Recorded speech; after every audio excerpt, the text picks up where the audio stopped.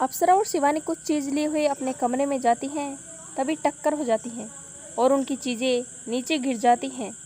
तभी अनी तो बोलती देख कर हैं, नहीं चल सकती क्या? पता है ना मैं 7 महीने की प्रेग्नेंट हूँ। तुझे धक्का नहीं देना चाहिए था, सामान भी गिरा दिया।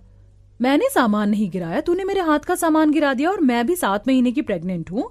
तुझे ध्यान रखना चाहिए था।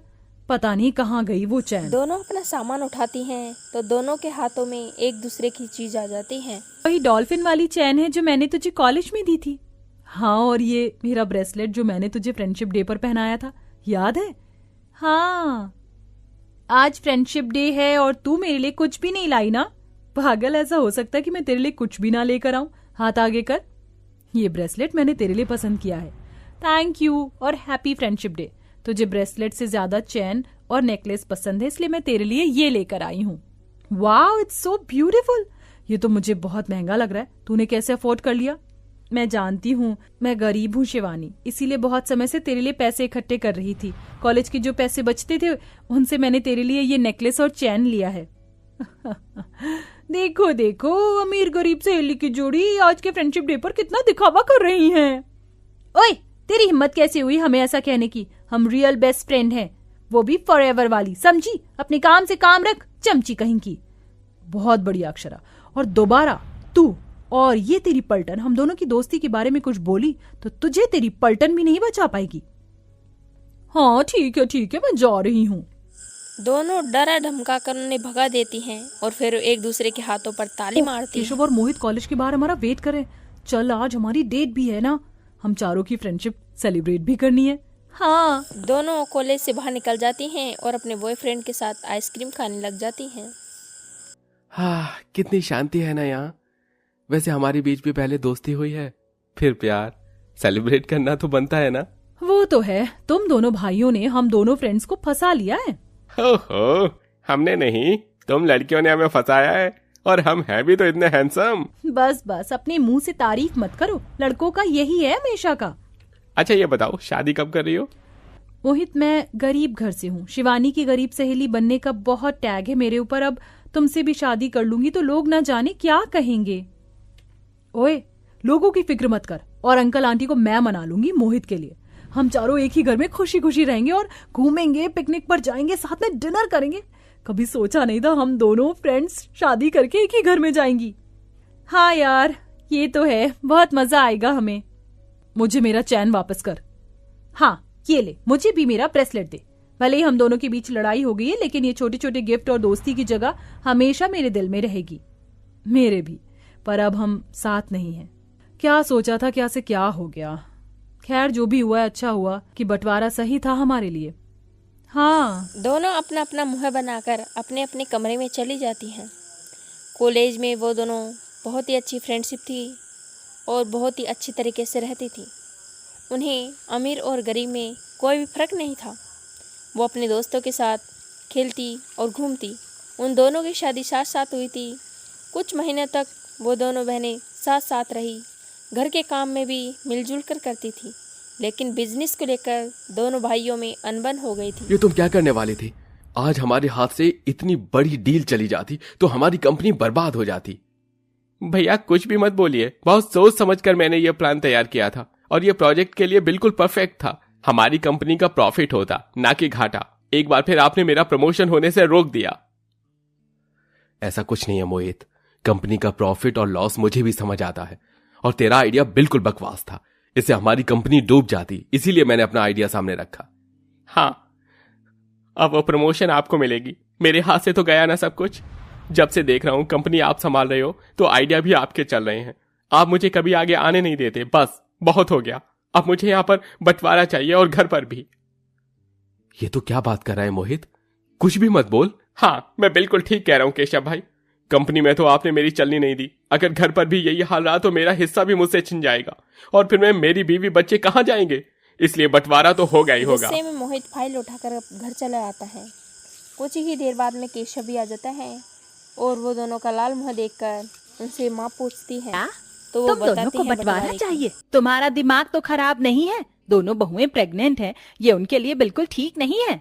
माँ यही सही है। अब ये दोनों ऊपर के फ्लोर पर रहेंगे और हम दोनों नीचे के फ्लोर पर, और आप हमारे साथ नीचे रहेंगी क्योंकि आपको चढ़ने उतरने में दिक्कत है। हाँ माँ जी, आप यहीं रहना और आप मेरे बच्चे की देखभाल भी करना, मुझे भी बताती रहना। नहीं माँ जी, मैं भी गर्भवती हूँ, मुझे भी आपकी जरूरत है। आपको मेरे पास भी आना होगा। सिर्फ इसके पास क्यों, आप ऊपर आओगी तो मैं आपकी मालिश भी कर दिया करूंगी पैरों की। मेरे पास मसाजर है, मेरी इस गरीब सहेली के पास कुछ नहीं है।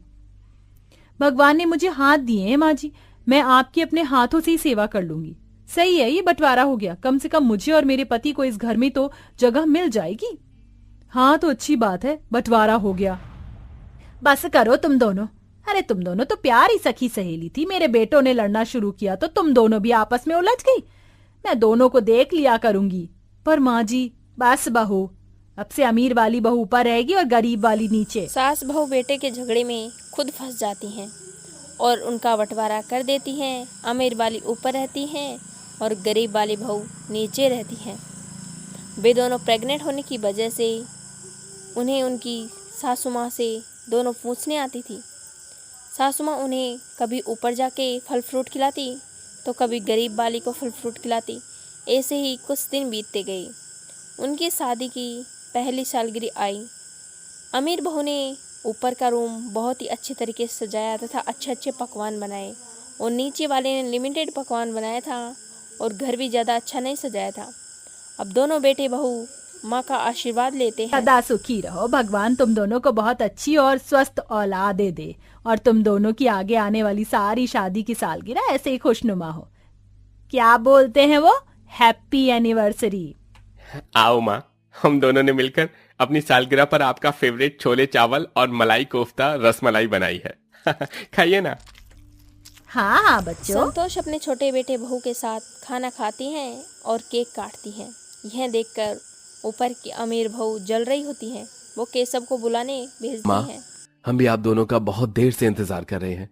हमारी भी सालगिरह है, आप जानती हैं शिवानी नीचे नहीं आ सकती। ज्यादा पेट भरकर मत खाइए, ऊपर भी आपके लिए टेस्टी टेस्टी खाना बनाया है। हाँ हाँ आती हूँ। आ जाइए माँ जी, नीचे तो एकदम शांत माहौल है, ऊपर हमने होम थिएटर चलाया है, कल ही लेकर आए हैं ये। मेरे पति का पैसा कटेगा तो उनके घर में तो ये सब आएगा ही। संतोष बड़ी मुश्किल से केशव के साथ जाती हैं और ऊपर नाच गाना होता है और सालगिरह मनाती हैं, केक काटती हाँ हैं। बच्चों, मैं नाच रही हूँ देखो, लेकिन इससे ज्यादा और नहीं नाचा जाएगा। खाना खाकर थक गई हूँ, बहुत देर हो गई है मुझे यहाँ पर। अब मुझे नीचे जाना चाहिए, बहू को देख लूं और मेरी तरफ से तुम दोनों को हैप्पी एनिवर्सरी। बस जल्दी से मुझे पोते पोती से नवाज दो। हाँ हाँ माँ।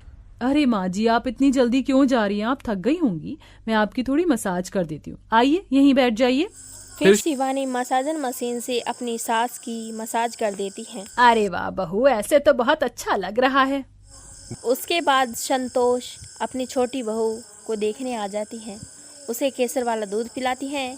तभी वो शिवानी चिढ़ जाती हैं और उसे ऊपर बुला लेती हैं। ऐसे ही वो ऊपर नीचे के चक्कर में उसका पैर फिसल जाता है और वो गिर जाती है। माँ जी! दोनों बहू बेटे संतोष को अस्पताल ले जाते हैं और उसके सिर पर चोट आई थी। जब उसको होश आया तो उसने देखा कि उसके दोनों बहू बेटे खड़े थे। केशव, मोहित, इनकी यह हालत कैसे हो गई? इतनी गहरी चोट?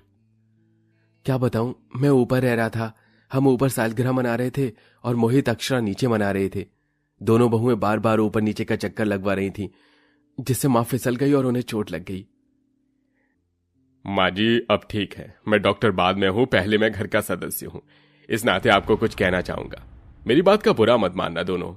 भाभी, मैंने सुना था आप दोनों भाइयों का बंटवारा हुआ है, जिस वजह से आप ऊपर नीचे रह रहे हैं। और मामी जी को मैं अच्छे से जानता हूं, वो अपनी दोनों बहू का बहुत अच्छे से ख्याल रख रही होंगी। उनके ऊपर नीचे करने में ही आज उनकी यह हालत है। वो दोनों को एक साथ देखना चाहती हैं। देखिए, बेहतर होगा आप दोनों एक परिवार बनकर पहले की तरह से रहें, क्योंकि अगले महीने आप दोनों की डिलीवरी भी हो जाएगी, तो फिर से मामी जी को ऊपर नीचे करना पड़ेगा। आप समझ सकते हैं कि जापे में क्या हाल होता है।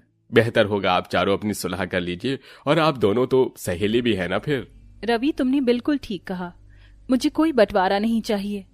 और मुझे भी माफ कर दो भैया, मैं आपकी बात उस वक्त समझ नहीं पाया। मैं भी सॉरी हूं, और अब से हम सब साथ में रहेंगे। संतोष यह देखकर बहुत खुश होती हैं और अब पूरा परिवार मिलकर रहने लगता है। उनको अगले महीने एक बच्चा और एक बच्ची होती है। उन्हें संतोष खिलाती हैं और पूरा परिवार खुशी खुशी रहने